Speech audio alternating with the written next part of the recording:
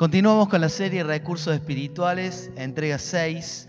Son sistemas prácticos para resolver problemas tomados de diferentes cartas apostólicas. Seguimos con el apóstol Pablo y hoy la entrega se llama Muerte y Vida.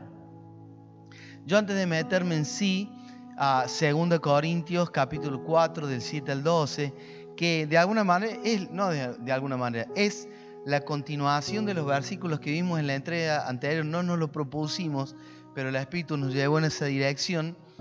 Pero antes de meterme ahí, me gustaría por lo menos ayudarte a aproximarnos al mundo en el que vivía y ministraba el apóstol Pablo. Nosotros solemos quejarnos de cómo está nuestra sociedad, de que hay mucha oscuridad, de que hay pecado, de que hay mucha maldad, y es cierto. Pero yo quisiera tratar de poder pintarte una postal de lo que era el mundo greco-romano en el tiempo del apóstol Pablo, en el siglo I. Estamos hablando de años, siglos de oscuridad, de paganismo, de dioses falsos, de sacrificios, de falta de luz de Dios. Y realmente hoy en día no podemos nosotros dimensionar la tarea que estaba en manos de los apóstoles, específicamente del apóstol Pablo, que fue el que incursionó en Europa, alumbrando tantos siglos de oscuridad. Así que te digo esto porque tal vez vos mirás a tu alrededor, mirás tu entorno, tu barrio, tu trabajo, tu parentela y decís, ¿cómo hago yo para hacer luz en medio de todo esto? Y yo te digo, por ejemplo, como dato, quien gobernaba el Imperio Romano durante buena parte del ministerio de Pablo fue nada más ni nada menos que Nerón, por ejemplo, para que te des cuenta el nivel de oscuridad y de locura que reinaba en ese mundo. Aquí, a este mundo, el Señor se propone introducir la vida del Hijo y usa a Pablo y otros apóstoles para hacerlo. De lo que vamos a hablar hoy no es tan solamente de nuestra vida y nuestra muerte, sino de cómo eso interactúa en el proceso de traer la vida de Dios. Así que, mira, de verdad, desde este primer minuto me emociona hablarte de esto. Así como vos y como yo necesitamos su vida, todo tu entorno necesita vida, pero vida de verdad. No necesita religión, no necesita reuniones, no necesita un templo con un cartelito, no necesita saber que sos evangélico, protestante, católico, lo que sea. Necesita la vida de Cristo. Y bueno, en este sentido es que vamos a hablar hoy de muerte y vida a partir de, como te decía, 2 Corintios 4, del 7 al 12. Bueno, vamos a ver un poco más minuciosamente, más en detalle, de qué se trataba o qué estaba implícito en este ministerio del apóstol Pablo de traer luz donde había tanta oscuridad y de traer vida donde había tanta muerte. Y de alguna manera eso nos va a ayudar a entender en qué tipo de ministerio estamos nosotros implicados, que estamos implicados en traer vida donde estamos rodeados de muerte y traer luz donde hay tanta oscuridad. Acuérdate que Pablo venía diciendo en los versículos anteriores, por ejemplo el anterior dice, porque Dios que mandó que de las tinieblas resplandeciese la luz, es el que resplandeció en nuestros corazones para iluminación del conocimiento de la gloria de Dios en la faz de Jesucristo. O sea, te hago el nexo con el puente anterior para decirte, bueno, Pablo viene hablando de cómo ocurrió esto de que antes había tantas tinieblas y ahora hay luz, y para eso se menciona, como decíamos la semana pasada, o alusión a Génesis 1:3, que cuando él dijo, sea la luz y fue la luz. Y este ministerio que ellos desarrollan, lo desarrollan desde una plataforma determinada, que son ellos mismos. Y mira cómo lo dice. Pero tenemos este tesoro, está hablando de este ministerio, del cual yo te digo, un ministerio de luz en medio de oscuridad, un ministerio de vida en medio de muerte, pero tenemos este tesoro Y él humildemente, me enternece, dice, en vasos de barro. Él empieza a decir, yo reconozco que lo que porto es muy glorioso, pero el envase que soy yo es barro. Dice, pero tenemos este tesoro en vasos de barro para que la excelencia del poder de Dios, para que la excelencia del poder sea de Dios y no de nosotros. Entonces, quiero desde el primer momento consolarte en este sentido. Y vamos a profundizar un poco más adelante en esto. Pero si vos te ves, no solamente físicamente, si vos ves tu persona y vos llegaras a pensar, wow, cuánto me falta a mí para ser digno de Dios y para ser digno de portar a Dios y de ser transmisor de esta vida, cuánto me falta, quiero que bajes un cambio y que te tranquilices y que sepas que el mismo apóstol Pablo decía, el ministerio que yo porto, el ministerio que Dios me dio, esta tarea de llevar vida donde hay muerte, de llevar luz donde hay oscuridad, esto que porto, esto que llevo, este líquido está en un envase que es de barro. Y desde entonces ya se hacía la distinción entre un utensilio que pudiera ser de oro o de plata o de bronce, comparándolo con uno de barro. O sea, la clase más, lo voy a decir así, más popu, usaba cosas de madera o de barro que estaban más accesibles, y lo que requería fundición y un poquito más de arte en la confección, bueno, usaban oro, plata, bronce, adornado con piedras preciosas. Bien, la vida que portamos y el ministerio que Dios puso en nuestras manos es precioso. Pero el vaso es de barro y no está mal que sea así. Así que tranquilo, ¿en qué nos vamos a meter? En ver cómo convive este ministerio glorioso con esta plataforma, usemos un término más informático. Nosotros somos como una plataforma desde la cual fluye información. La información es la vida de Cristo y la plataforma soy yo, que estoy hecho de barro. Bien, vamos a seguir leyendo. Leímos solamente el 7. Y bueno, yo quiero decirles, a veces gastamos tanto tiempo en apariencias, en lucir bien, no tan solo físicamente, que también está bueno, sino en dar una buena impresión como personas. Ponemos mucho énfasis en eso. Yo no digo que esté mal hacerlo, pero la verdad contundente, pura y dura, es que lo importante es lo que portamos, nuestro contenido. Qué valioso será hoy entender juntos, en este tiempo, lo que fue dicho de tantas formas por Jesús y por los apóstoles. Te voy a poner 7 ejemplos de versículos bíblicos y podría la lista seguir y seguir. Pero por ejemplo, encontramos en 1 Corintios 1:27 que Dios se vale de lo débil para avergonzar a lo fuerte y de lo necio para avergonzar a lo sabio. Ahí tenés vaso de barro, contenido precioso. Dice en 2 Corintios 12:10 que cuando soy débil, entonces fuerte soy. Y ahí cerquita en el 12:9 dice que su poder se perfecciona en la debilidad. En Filipenses 3 encontramos que las grandezas en las que antes confiábamos, ahora debieran considerarse por nosotros basura, como lo hacía el apóstol Pablo. Tenemos al Señor, a Jesús, en Mateo 5:3, arrancando el sermón del monte, arrancando bienaventuranzas y diciendo que son bienaventurados, y soy bienaventurado si soy o me puedo considerar pobre en espíritu.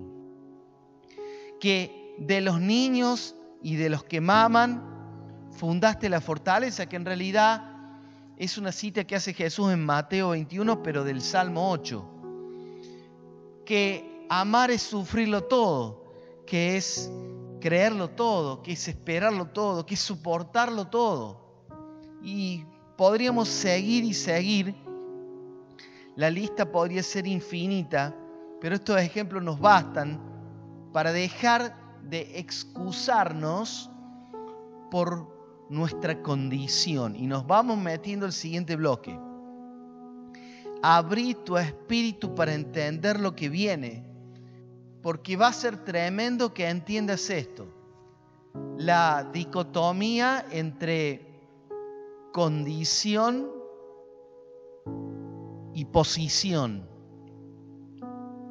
Que entiendas, que entendamos que a pesar de haber invertido tanto esfuerzo y energía en mejorar nuestra condición, la base, el fundamento del éxito no radica en nuestra condición, sino en nuestra posición. Yendo al ejemplo del vaso de barro, la calidad del líquido no depende de si el vaso es de barro o de madera o de oro o de plata, depende de la calidad del líquido. De igual manera, tu condición no es excusa para no cumplir con lo que Dios te encomienda. Por lo tanto, en qué posición te sitúas es mucho más importante que en qué condición estás. Muy bien. ¿Por qué en vez de quejarnos de lo que somos, más bien no nos ofrecemos como vasos, como portadores e instrumentos del poder de Dios? Te lo estoy preguntando a vos Nico, a vos Dani, a vos Facu, escucha. ¿Por qué en vez de quejarnos de lo que somos, más bien no nos ofrecemos como vasos, como portadores, como instrumentos del poder de Dios? Avanzamos en versículos. Dice, este bloque le pusimos por nombre nuestra condición versus nuestra posición. Y dice así que estamos nosotros atribulados en todo, mas no angustiados. ¿Qué pasa? Qué clásico de Pablo. A él le gustan los contrapuntos, las antítesis. Que estamos atribulados en todo, mas no angustiados.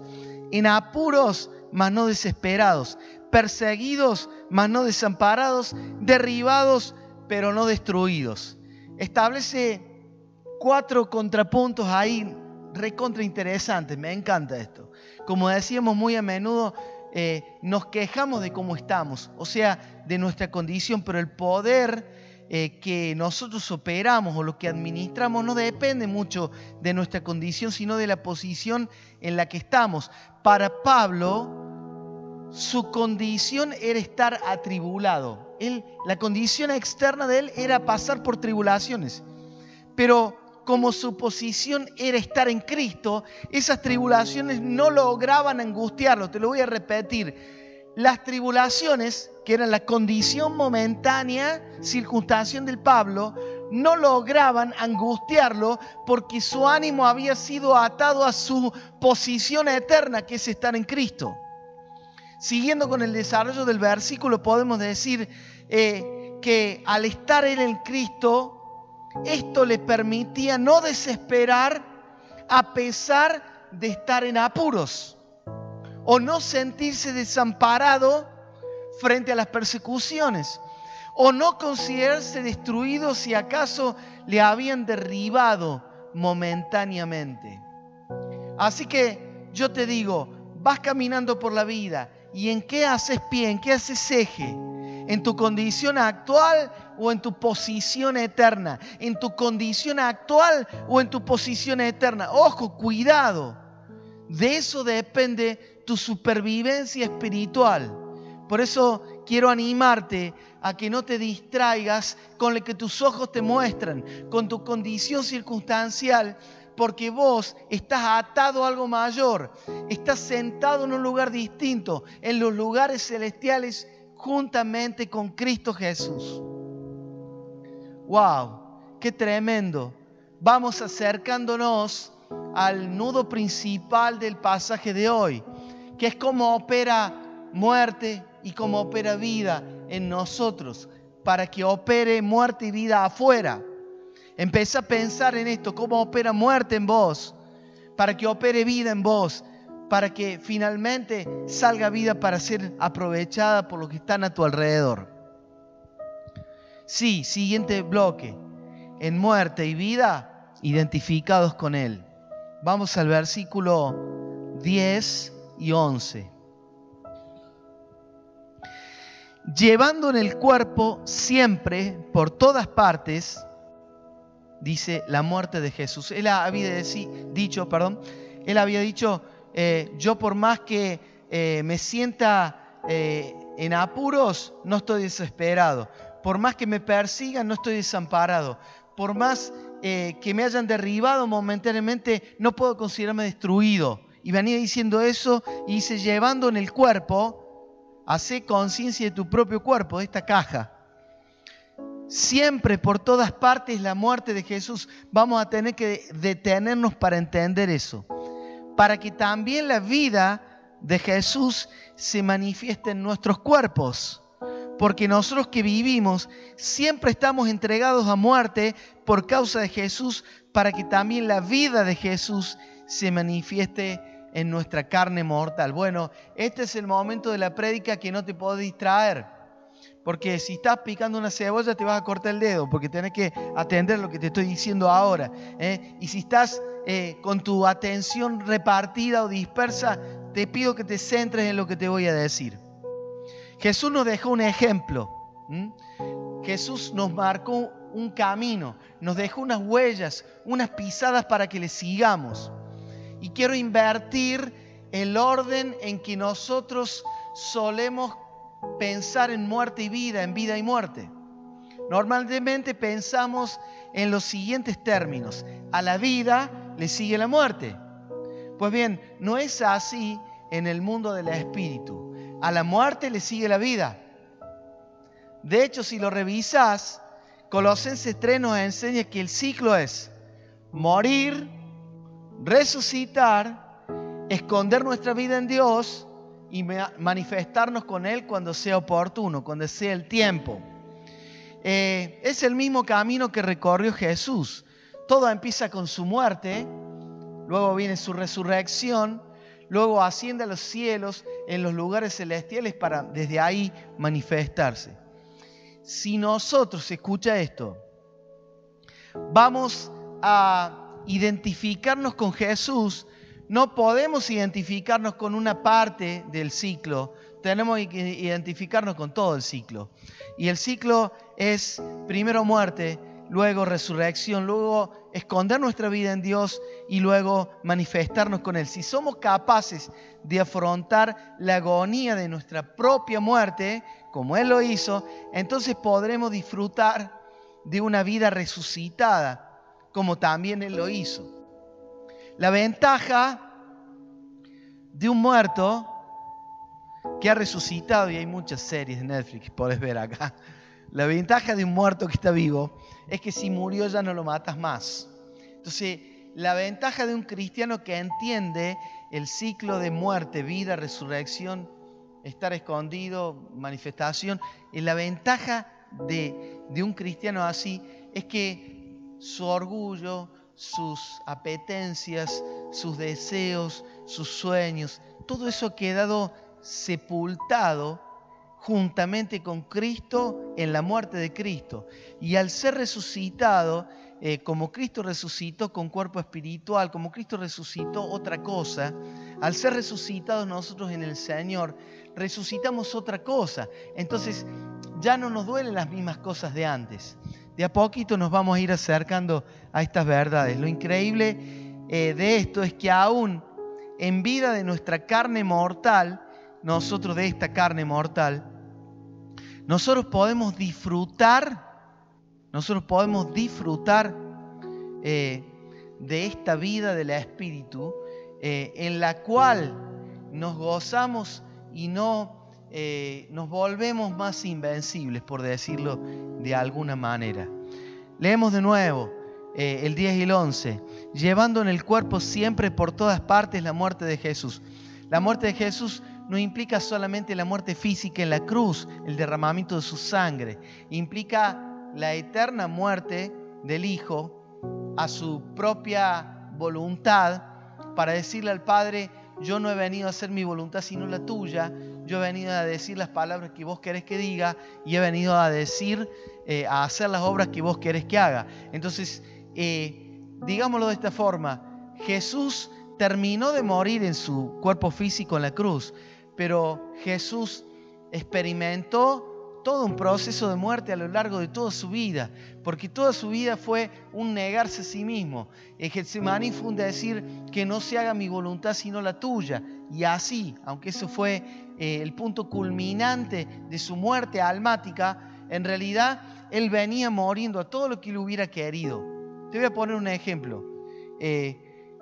Jesús nunca se planteó preguntas que nosotros nos hacemos. ¿Me siento realizado? ¿Qué sueño tengo? ¿Podré tener una familia? ¿Quiero prosperar? ¿Me podré comprar una casa, una heredad, una propiedad? No eran preguntas de Jesús. Jesús vino a hacer la voluntad del Padre y nada más. Entonces, ¿qué pasó? Todo lo que para Él pudieron ser sueños o apetencias o cosas que Él hubiera querido, nunca tuvieron oportunidad porque Él nació para morir. Solo que una vez que murió y volvió a vivir, ya no muere más. ¡Qué lindo! Y ese ejemplo te lo deja para que lo vivas vos. Llevando en el cuerpo siempre por todas partes la muerte de Jesús significa andando en obediencia como Jesús anduvo, para que también la vida de Jesús se manifieste en nuestros cuerpos. Es una vida tremenda, una vida que portaba peso de gloria, una vida que pisaba y las cosas pasaban. Entonces, tu propia muerte almática, que puede resultarte difícil de afrontar, de abordar, trágica, no es en vano. Redunda, se convierte, resulta finalmente en vida. Así como Jesús afrontó su muerte, también pudo vivir la vida que vivió.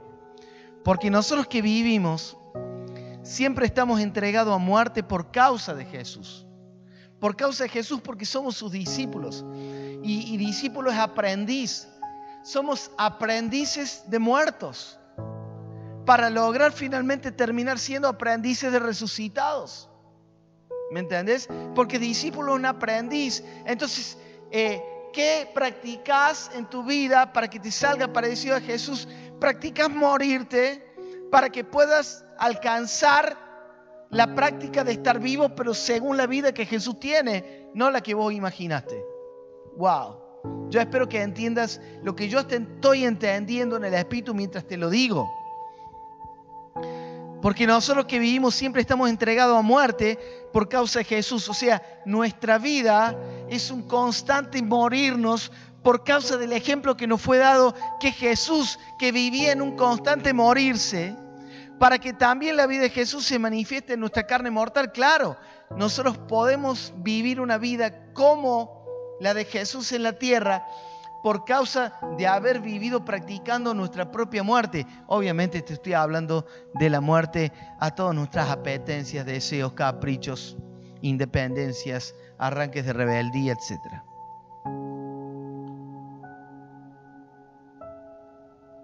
Vamos al versículo final de hoy. De manera que la muerte, actúa en nosotros y en vosotros, dice Pablo, la vida. Lo último de hoy es una paradoja hermosa, hermosa. Dios nos necesita muertos para poder dar vida. Repito la paradoja hermosa. Dios te necesita muerto para que puedas dar vida. Es algo que parece un juego de palabras, pero entraña una poderosa verdad. Vamos a tratar de concluirla, de desentrañarla. Obviamente, como te decía recién, hablamos por supuesto de estar muertos a nuestros deseos, caprichos, impulsos, egoísmos, en resumen, a nuestra propia voluntad, a fin de estar vivos para la voluntad de Dios. Y vivos allí, en la voluntad de Dios, aunque muertos a nosotros mismos, podremos portar y transmitir la vida de Jesús a otros. Porque tu vida tuya, tu vida natural, tu vida de ser pecaminoso y falible, no puede transmitir vida del cielo. Para que eso sea posible, tenés que estar muerto a esa vida tuya. Y muerto a tu vida, entonces podés dar vida. Esa es la paradoja. Padre tan amado, decile conmigo. Qué hermoso es comprender que somos vasos, que no importa tanto nuestra condición, que más bien nos preocupamos por permanecer en buena posición, nos preocupamos por permanecer en Cristo, muertos en Él, resucitados juntamente con Él y esperando manifestarnos para impartir su vida a los demás.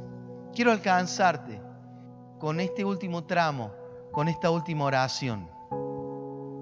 Quiero alcanzarte, me voy de nuevo allá, Nico, quiero alcanzarte porque sé que ves tu vaso, les ves las cachaduras, las manchitas, las imperfecciones. Imagínate un vaso de barro hecho de arcilla, como hay todavía. Hoy en día tienen a veces como puntitos, manchitas.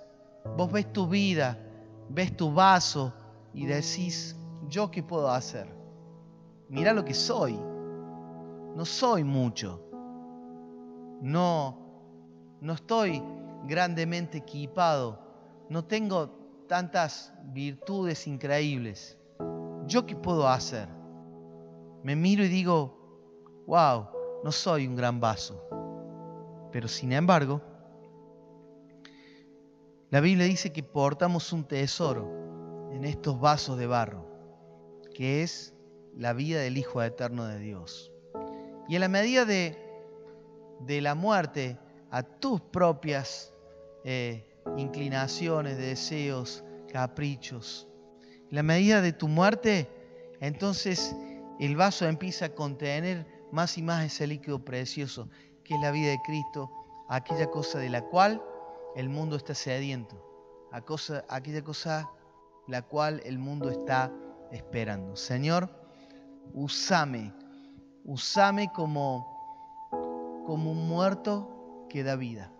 En el nombre de Jesús. Amén.